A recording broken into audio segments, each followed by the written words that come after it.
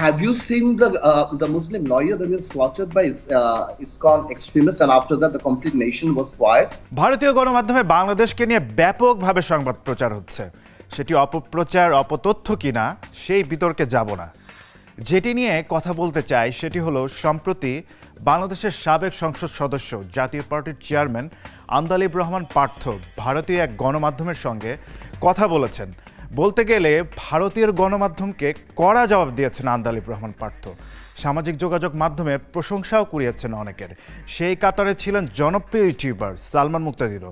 বিস্তারিত জানবো। What will the Bangladesh Jatiya Party do about this? Today in Dhaka University, we had a Hindu procession saying, India, you're overreacting, some of the media. গণতন্ত্র এই সংবিধানে না, গণতন্ত্র হলো মাইন্ডসেটে।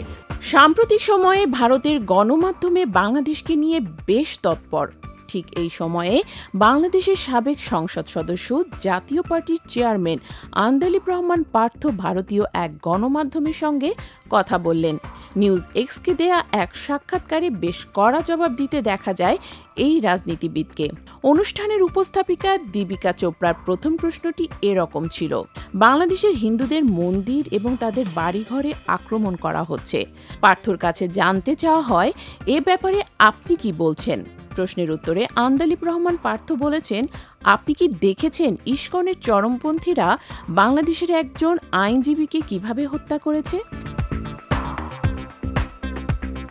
19 কোটি মুসলিমের দেশে যেভাবে একজন মুসলিম আইনজীবীকে হত্যা করা হয়েছে, দিনে দুপুরে তাকে কুপিয়ে হত্যা করা হয়েছে, এরপরও বাংলাদেশের জনগণ এবং রাজনীতিবিদরা মাথা ঠান্ডা রেখেছেন।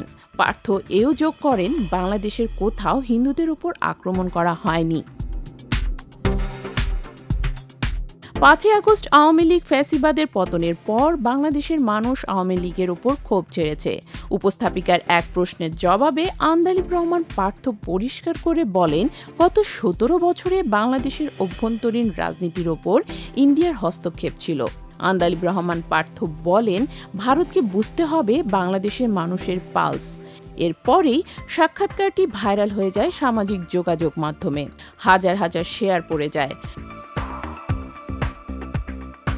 জনপ্রিয় ইউটিউবার সালমান মুক্তাদিরও ভিডিওটি তার ভেরিফাইড ফেসবুক পেজে শেয়ার করে। ভেরিফাইড ফেসবুক পেজে শেয়ার করে আন্দালিব রহমান পার্থকে কিংবদন্তি হিসেবে উল্লেখ করেন।